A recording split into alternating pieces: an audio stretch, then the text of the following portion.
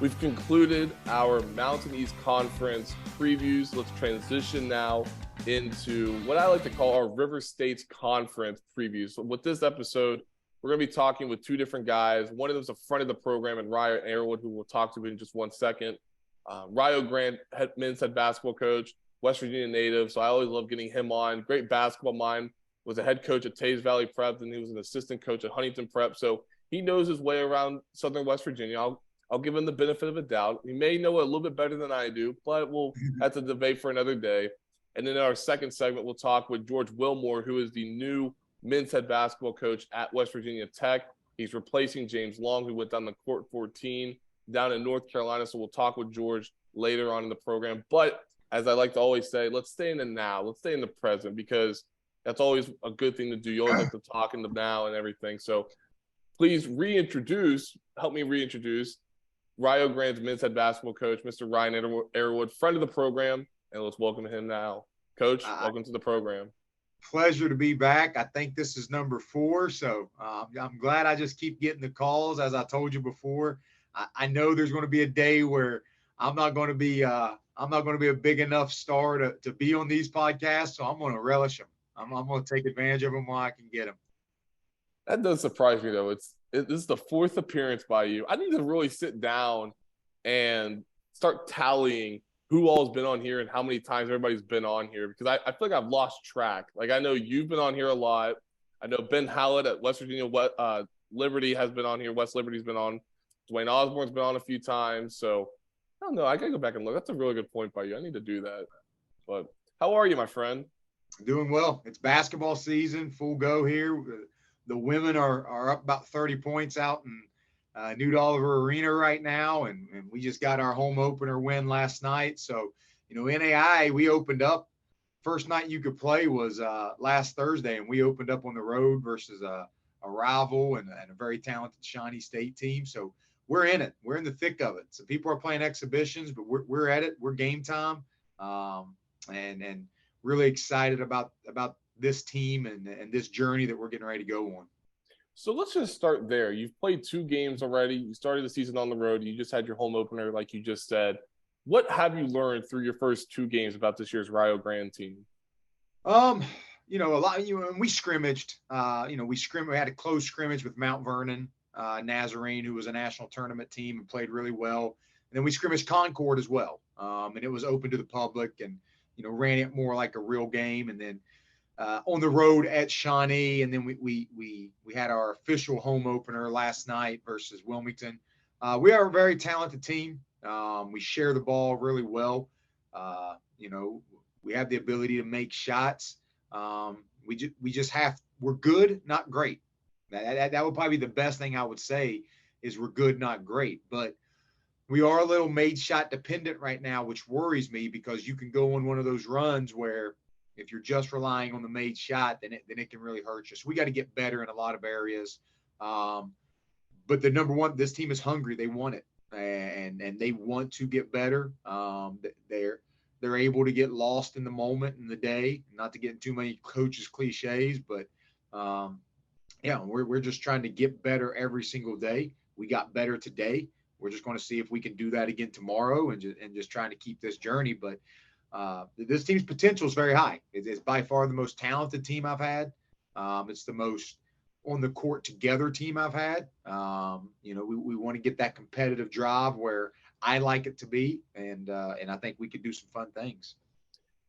When you start a season like you guys are, already played 2 games, you guys are about ready to get into the bulk of your season as you guys start moving along and the days go by in the calendar months. However, as a coach, you need to have some time to reflect and kind of see, okay, what do you need to do moving forward? And then what other things also have to be better when conference play comes along. When you look at these first couple of games, what are you going to be looking for the most that needs to be better than what it is now?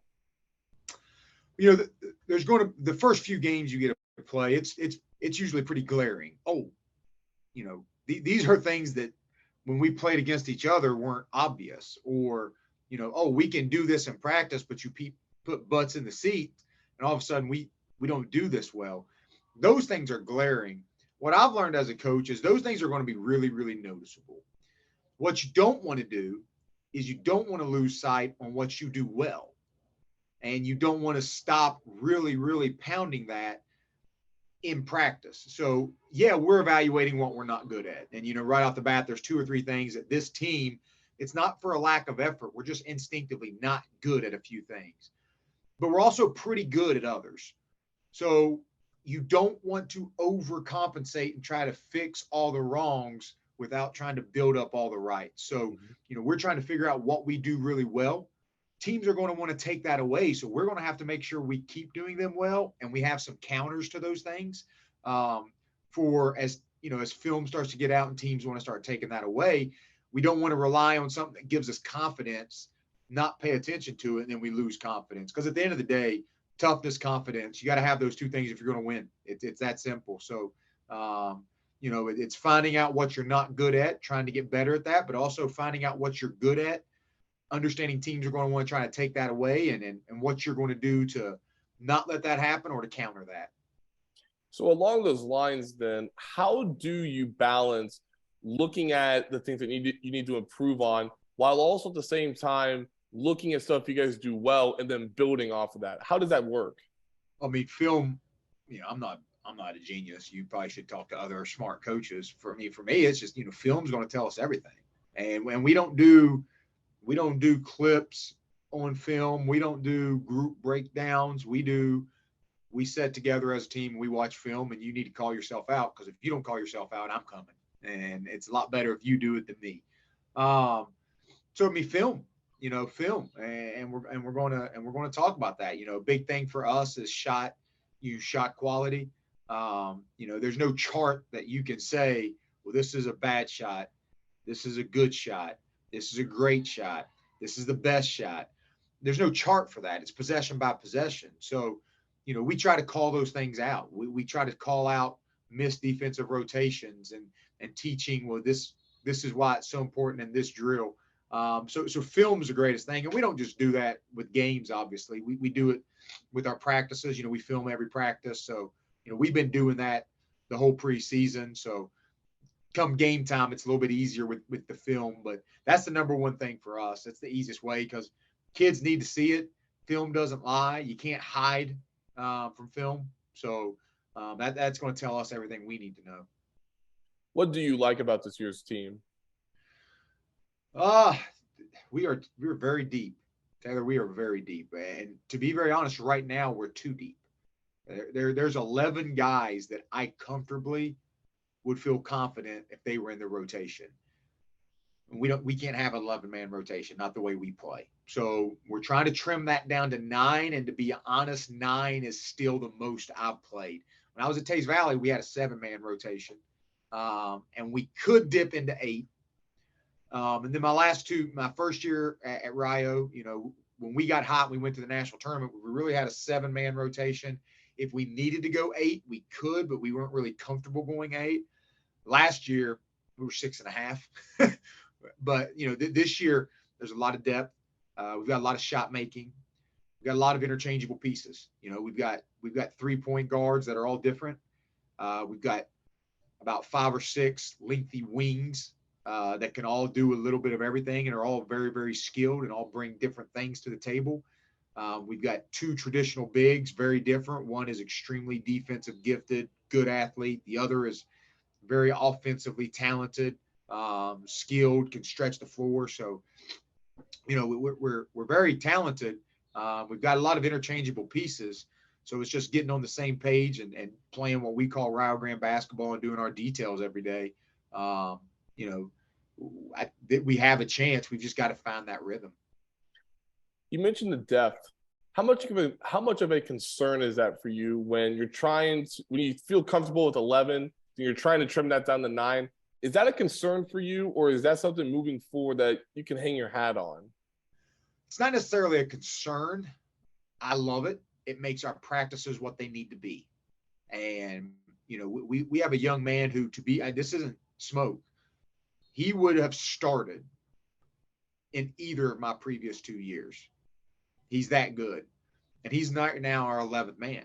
And he's struggling to get playing time. And he's an all-state performer. He's a great player.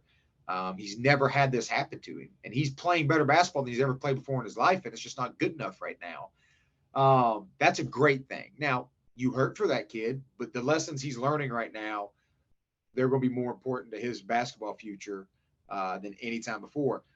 But we're also in a day and age where if someone's struggling, we like to tell them just go ahead and transfer or don't go through this. So you do always have to worry about that. But that's kind of been a change in my philosophy. I don't think you can you can't get lost so much in the future development of a player anymore. You have to look at the team development that season, and then you can look at the future in the off season. But if you're looking 2-3 years down the line, then you've got your head in the sand as a basketball coach because you may not get that opportunity. So just trying to maximize every day. If somebody goes down, the next guy's ready to step up. Keeping those guys ready, keeping them confident. But yeah, I mean, practices have been great. Been very, very competitive. So that definitely has helped us.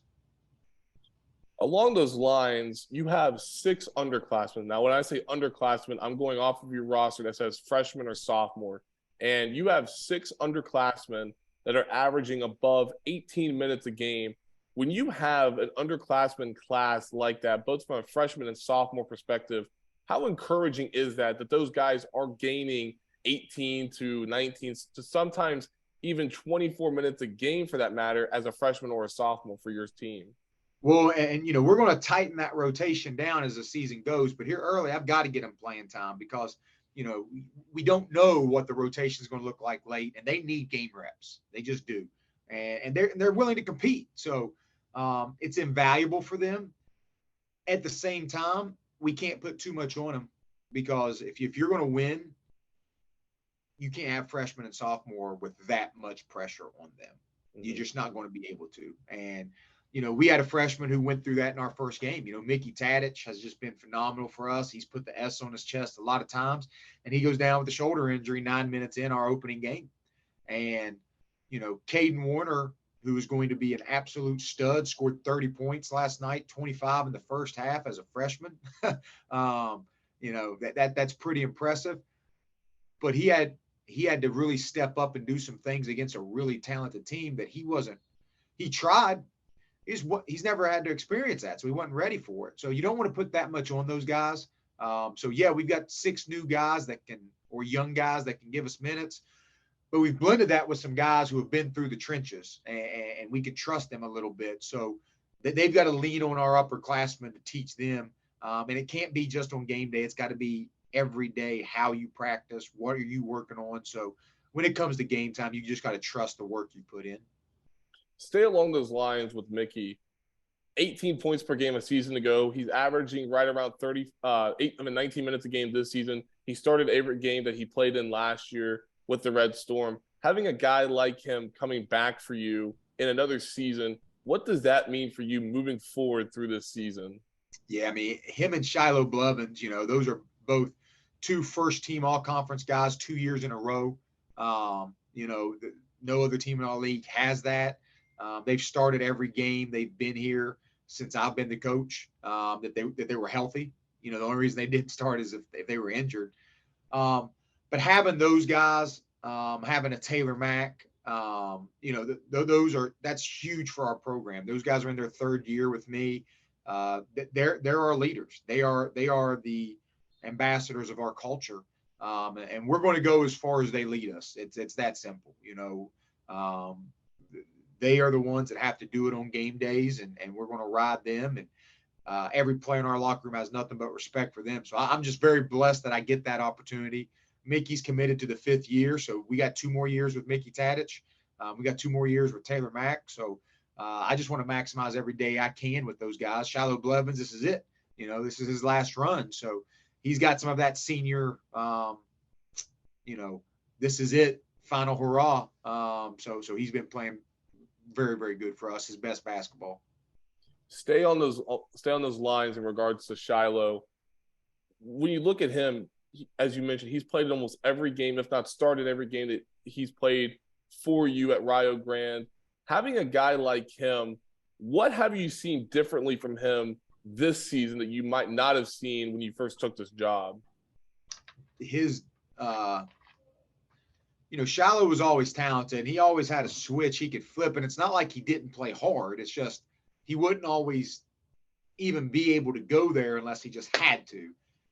And he's starting to be comfortable playing there. He's found his voice. He's very, he doesn't talk a lot, but boy, when he does, it means something. And just his approach, we win a game by 50 points last night.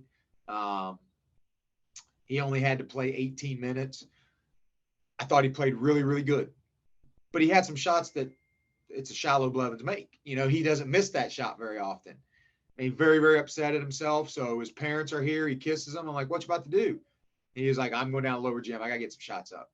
And he's here for another 45 minutes.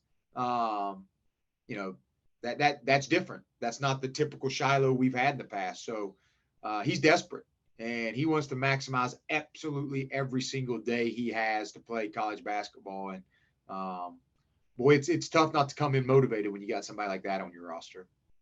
And then the other guy I want to talk about is Caden Warner, who you already mentioned as well. He had 30 against Wilmington College the other evening. When you look at him as a freshman, he's obviously going to go through those growing pains, but what is that conversation that whenever he does hit that brick wall, what is that conversation going to be like for him? That way he can know now when down the road, he knows how to grow and improve in that area. He's a Ryan Arrowwood basketball player. I'm hard. Like, I coach hard, man. But with Caden, there's a lot of times I have to let him yell at himself, and then I can put my arm around him and teach him a little bit, because no matter how hard I coach, he's going to be harder on himself. And, we've got guard play is so important in college basketball, man. And if you don't have it, I don't care what you do, you're not going to win. We have 3 ridiculously competitive freshman point guard, and they all respect each other. And they all learn from each other. But Caden Warner is as unfazed by the lights than any freshman I've seen. He is ready for it. He gets better every single day. He is ridiculously unselfish. 25 points in the first half and wildly efficient. And we had to tell him to shoot a couple times in the second half. And he was under recruited.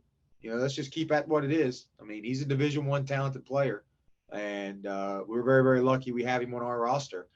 And he wears that as a chip on his shoulder, but he doesn't have an ego with it, and he's always in the gym. He's a great teammate. He follows our leaders. Just an amazingly special kid. I knew how talented he was. I knew how competitive he was. I knew I was excited to coach him. The human being he is, he's just a phenomenal kid. And I'm just so fortunate that we get to coach him this year. And again, not my motto. I'm glad Mickey's taking the 5th year, but I've changed my mindset, because you look at some of this and you're like, man, these kids are freshmen, they're sophomores. I don't think you need to do that. You need to maximize the year you have with them, and that's all we need to focus on right now. So, but yeah, he's going to have nights where he's going to have 30. But in our scrimmages, he had a game where he had 11, but he had 9 assists. He had 5 hockey assists. He had 1 turnover. He just dominated the game and took 7 shots. So, competing on defense, he's a special, special player. Don't know if there's very many freshmen in NAIA who's better than him. You mentioned something that I wasn't going to talk to you about, but I'm going to talk about it anyways because you mentioned it. You talked about maximizing your time with these guys. Now, I'm not putting words in your mouth, because obviously the ever-changing world of collegiate athletics is here to stay. NIL, transfer portal, and all that stuff. And I think that really does resonate with how a lot of other coaches nationwide are feeling about some of these high-level talented kids that they have on their roster. When you talk about maximizing your time with these guys, is that something you had to adopt in the last few years just because of the transfer portal, or is that something that has just always been around, but now it's starting to become more relevant for you? Well, I've always been a maximize the day. Like Right. that's the only way you can be great is to maximize every single day. And I've always been the guy, I'm not going to beg you to be here. If you want to go, go, you know. Um, but now I also was a build the program guy. You know, at Tays Valley, we took our lumps. You saw that. And we were fine doing that because we knew, hey, when these guys are seniors and we've got these sophomores behind them, you know, that year we were really good. We had a bunch of seniors and a bunch of sophomores. We had no juniors because that's how we wanted to build it. That's how I've always liked to build a program. I don't think you can do that anymore. Not with the transfer portal, not with everything else. Just can't. You, I can't coach this team with the mindset of, man, you know what? It's okay. That kid's going to be really, really good as a junior.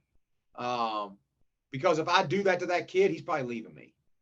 So I'm going to coach that kid like he's a junior right now and see if he's tough enough to break out of it. And we're just going to coach this year. I'm not going to do anything worried about what's going to happen next year because I don't have any control over that. So we're just going to maximize every day we have. I'm not going to think about next year. I'm not going, and I hate doing that because that's counterintuitive to how I like to build a program. But yeah, I've had to change that, and you have to maximize the day. That being said, it's enjoyable. Puts a little bit more pressure on every day. I like that, and you know, that's you know, we'll always keep a couple scholarships also available for transfers and things like that because you don't know who's going to leave, and you can't just be young all the time. You're not going to be able to win. So, you know, if high school kids aren't wild about Rio Grande, listen, that's fine. I'm not going to go chase that kid. I'll hold that scholarship and I'll maybe go get a transfer or I'll maybe get that kid late. So, yeah, it's changed a lot of how we do and how we run our program. I'm not saying it's for the worse. I'm not saying it's for the better.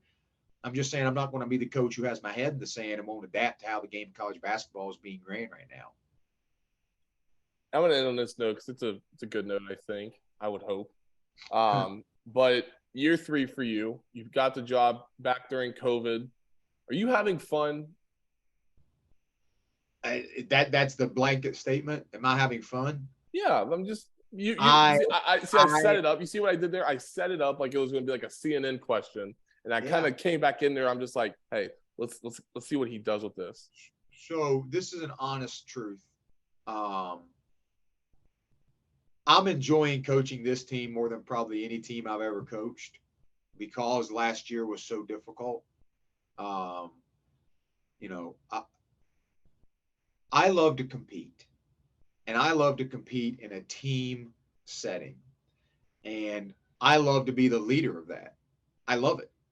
And as a player, you know, I reached my limit. I love doing that at Hannah, but I've reached my limit as a player. And as a coach, you know, I get that. And I love our players and I love this team. TK, I think you could ask every Division I coach. I'd say maybe 10%, if that, enjoy their job as much as I enjoy mine. I mean, you know, I coach basketball for a living, and it's not about a business. It's not about money. It's about the purity of competition. And man, I can't say enough how blessed I feel that I am. You know, what I love to do more than anything and what I'm the most passionate about is what I do every single day. And I just love the people I get to be with. And the fact that it's year 3 and we got a coaching staff and we got returners and about half of that roster have been through tough times. We're family. The new guys, they wanted to come here even when we weren't at our best last year. Man, fun's not the word for it. I'm so grateful. I'm so blessed. I owe this university and these players so much. I would think I'm probably a 1%er. I think you know, there's probably not 1% of people in this world who enjoy their life as much as I enjoy mine. And, you know, I'll never take a day I have to do this job for granted, to do it at my alma mater. Yeah. So not to get all, but no, man, I'm so ridiculously blessed. And I love absolutely every single minute of it. Well, I mean, that definitely resonates just because, you know, when you think about it, I knew from the moment whenever you took the job, I'm just like, he's going to get it and he's going to love it and he's just going to move forward. And I knew. I even told you that when we first talked way back when for the very first time, I knew. And hearing that, it just makes me feel good. That's all. I'm not And it's tough for this profession too, man, because some of the coaches who I grew up idolizing and some of the coaches that I got a chance to meet, and you just marvel at what they've built. They are choosing to step away from the game because it's lost its purity to them. It hasn't here at Rio. Like it's not, I'm not going to get off, but the top of Division I basketball is no longer college basketball. It's pro. And I'm not saying there's anything wrong with that. There's nothing wrong with that. It's headed in the direction that it's supposed to go in and probably should have been doing for some time. But that's not this level. And there is just still so much purity and the culture we're building here. Man, it's just awesome. Like I said, I think there are very few coaches who enjoy their job as much as I do. They may make a lot more money than I do, but they don't enjoy it the same way I do, and the relationships aren't the same. So, well, my man, I'm gonna get you out of here. We definitely talked a lot shorter than what we did the first time back on episode 6. If you guys remember, Ryan and I spoke for an hour and a half. So, as always, I could talk to you for an hour and a half, 2 hours, 3 hours, however long. But this is good. I appreciate your time. I'm always grateful and thankful for your time as well. So, good luck the rest of the way this season. I'll definitely talk to you in the not so distant future. Hey, absolutely. But hey, I got to say one more thing, man. That new 35 is absolutely beautiful, man. It's an easy shot. So all of my West Virginia listeners, man, everybody from Winfield all the way, man, just travel 35, come to Rio Grande. All of our home games in conference are double headers. Our women are top 20 in the country. You will not regret coming and experiencing this environment. Bebo Francis tournament is next weekend, the 11th and 12th of November. Great history in small college basketball. So if you love basketball and you love purity, or if you have, a middle school kid or a young kid who's interested in playing college basketball, get them over here. Let them see it and feel what college basketball is really all about. So I couldn't have said it better myself, Coach. All right. I appreciate you, brother. Up next, we'll talk with George Wilmore, men's head basketball coach at West Virginia Tech. You won't want to miss it here on Hoops Across the Mountain State. Welcome back into episode 124 of Hoops Across the Mountain State, our River States Conference preview. We just heard from Ryan Arrowwood, Rio Grande men's head basketball coach. Now let's go up to Beckley, and where we are pleased to be joined by the new men's head basketball coach at West Virginia Tech, Coach George Wilmore. Coach, welcome to the program. Appreciate you having me. Thank you. So how is everything, man? First season for you. How's everything going down at Beckley? It's good, man. We got great people in our program. We got great kids. Our administrator, Kenny Howe, he's a great person. Our president, Carolyn Long, she's actually retiring at the end of the year, but they've been nothing but great for us. This is a great opportunity for me. Just stepping in right after James Long leaves, just the full team back. For me to put my own kind of spin on the program it's been great.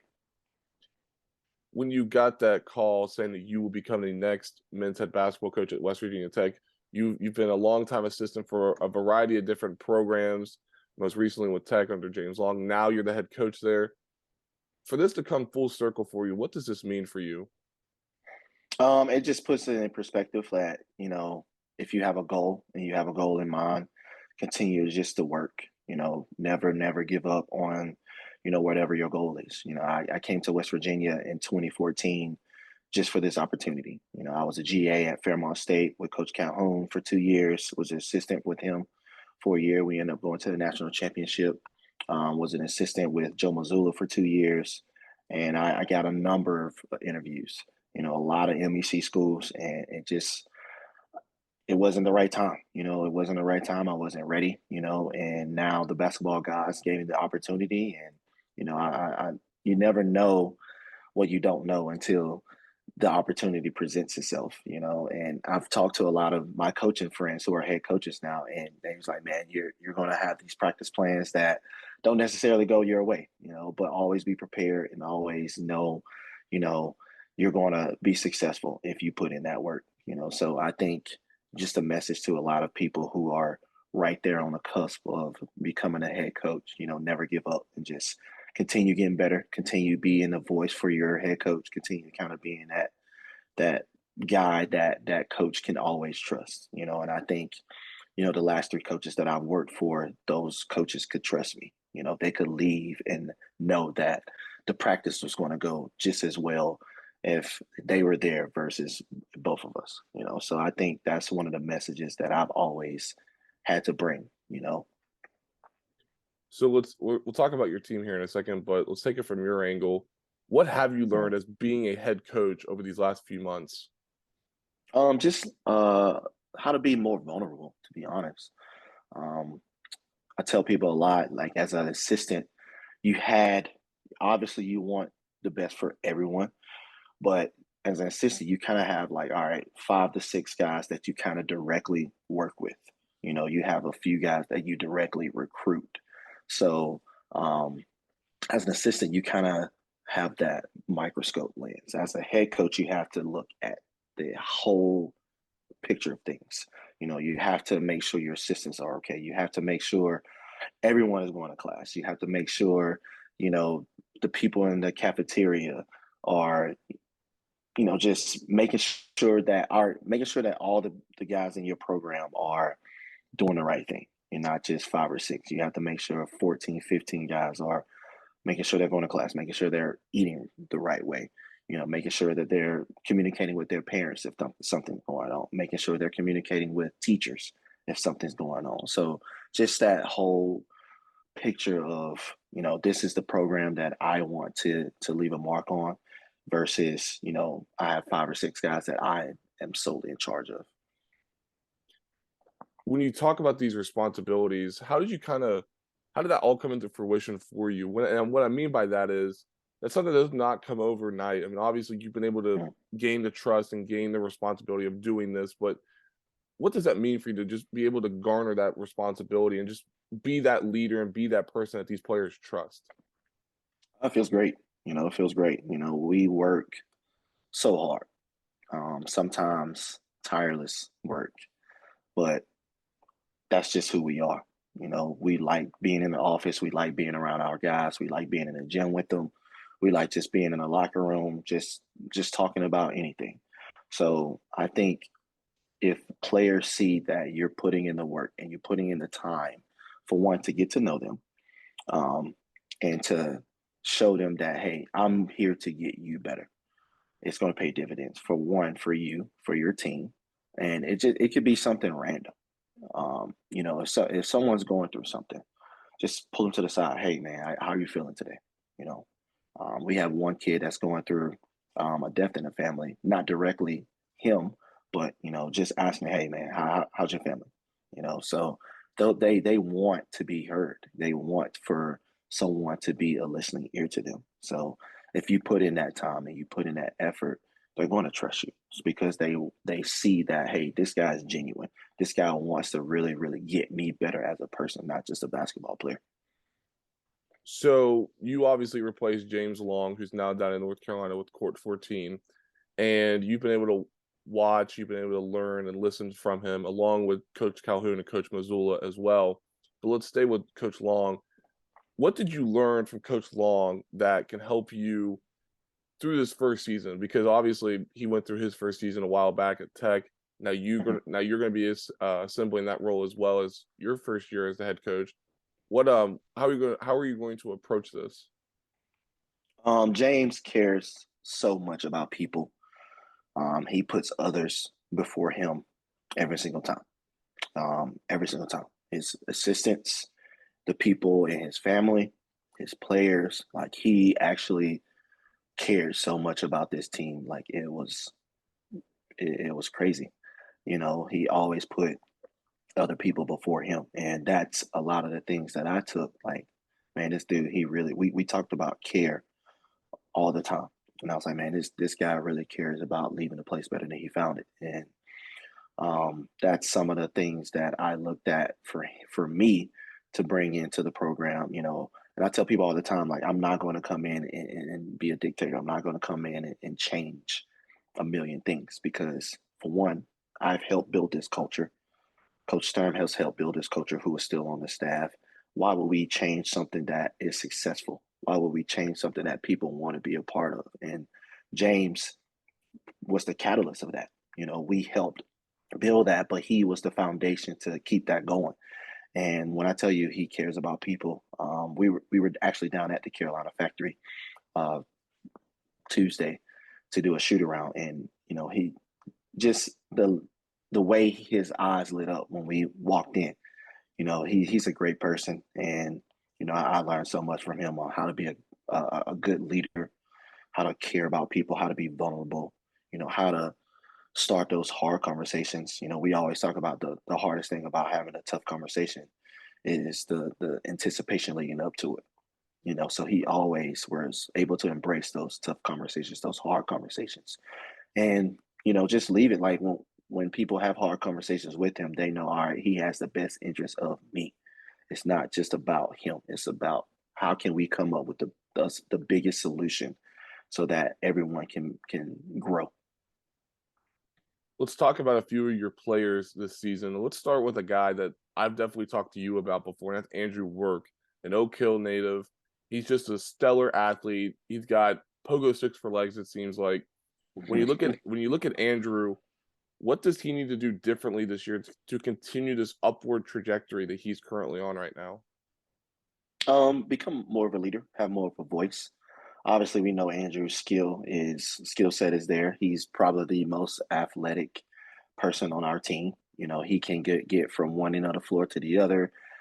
He's so dynamic with the basketball in his hands. He can finish around the rim. He's a very, very underrated passer.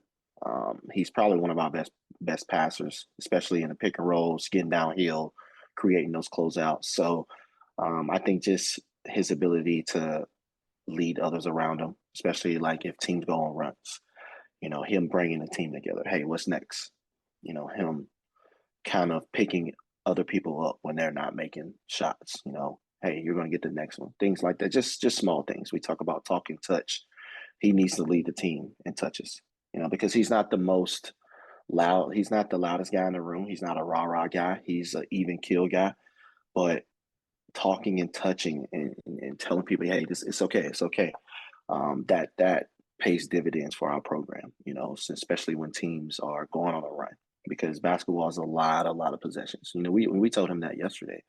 We know this is your fourth year here. You've been in so many huge games for this program. You've won, like, as a freshman. He was playing at the 5 at Alice Lloyd, a game that we really, really, really, really had to win. So he's like a Swiss Army knife, but he has to be a little more vocal, a little more of a leader. That's going to take him over the top. Another guy who's also a West Virginia native that I want to talk about is Keandre King, Wheeling Park alum, averaged 8 points for you a season ago, right around 25 minutes per game. When you look at his game, he's another guy that's had valuable experience playing in the system at Tech. What does he need to do differently this year to provide and be that other guy alongside Andrew? We talked. I actually talked to Keandre yesterday. Just consistency, just having a professional mindset. Because I seriously think he can play professional basketball just with his shot making ability, his size, his athleticism. He can guard, 1 through. He'll be able to guard 1 through 3, 1 through 4. And Keandre is an example of a guy that just kept working. As a freshman, he did not see the floor. Sophomore year, he kind of got some spot minutes if we blew some teams out. And then he just kept working, and at the show, the NAI, the show against Southeastern, a lot of guys were in foul trouble. We had some sickness. A couple guys came down with the flu, and he stepped up to the occasion. And it was kind of like his breaking point. And he hit 9 out of 11 threes against Point Park, and he never looked back. So just that consistency, having a pro mindset, coming in every day, being ready to go. You don't have to be drenched in a full sweat 30 minutes before practice, but we tell them all the time, like, be in here, being ready, be stretched, get some shots, come in extra, get some film work in, have that pro mindset so that complacency doesn't set in. Another guy, and the final guy I want to talk about actually, is another West Virginia native, Woodrow Wilson alum. He's transferring in from Indiana University of Pennsylvania, and that's Bryce Radford. When you look at Bryce, he was a great athlete in high school. He did some good things over in Pennsylvania. But what does Bryce bring to this year's Golden Bears team? Do you consider Bryce an athlete? I don't know about that one. I'll take your word for it. I love Bryce, man. He's been a very, very great bright spot for us. He's one of my favorite people in the program. Just the way he approaches the game. He's smart. He wants to learn. He wants to work. He was very successful at IUP, but he didn't play a lot of meaningful minutes. He won a lot of games on the team, but he wants to put his footprint on a program to where he said, I helped with this. I helped win this championship. I helped this team go to this level. So he's been working. He's great in the community. All his teachers love him. He has a great family. For his birthday, we went over for dinner. His mom and dad fixed us a great spread. They're great people. He's a great person. He wants to win. He wants to be part of a winning culture, and he's bringing in a pedigree of success. He's won a lot of games. He's seen it. He's been in a lot of situations to where he can come to me and say, "Hey, let's do this. This is what the defense is doing. Let's do this to combat what they're doing." So anything that he says, I listen. I take it to heart. He's always in the office, trying to find ways to get better, trying to watch film, looking at his craft. So he really wants to have a meaningful season. And he's one of the reasons why, we work so hard, because we want him to be successful. And it's just not him. Like all 13 of our guys on the roster want to be successful. They want to work. They want to learn. And that's what makes our job easier, when you have people that always want to get better. We have so many guys that just want to be in the gym and want to be coached. And Bryce is one of them. Will Hill's one of them. Freshman from Dayton. Liam Craven, freshman from Canada. Brent Smithers, freshman from Kentucky. They want to come in and get better. And so as a coach, that's all you can ask for. We tell them, make mistakes with effort. This is a young team. We don't have any seniors. We're going to make some mistakes, but we're going to make mistakes with effort, and we're going to learn through it. So as a first year head coach, I really, really, really enjoy being around them. They're better than basketball players to me. They're like, little brothers, mentors. And so when I can see them at any type of capacity, whether it's just coming in for 2 minutes before class, it means a lot to me. So now, see, we have different answers. We have different definitions of being an athlete. I mean, obviously, people think of they go jump around. They just go jump like they're Derek Jones Jr. or Aaron Gordon or whatnot. There's different definitions. Or Andrew Wirt. That's a good point. That's a very good point as well. I'll give you that. But, I mean, there's different definitions. Just saying. But no, Coach, it was good talking with you. Wish nothing but the best for the Golden Bears this season. So appreciate you, man. Best luck this season, and I look forward to seeing what you guys do. Seriously, anytime you want to come down, man, let me know. You're more than welcome. Well, thank you. I appreciate that. Yes, sir. All right. That will conclude episode 124 of Hoops Across the Mountain State with our two guests, Coach George Wilmore from West Virginia Tech and Ryan Arrowwood from Rio Grande. And I'll catch you all on episode 125 later this week.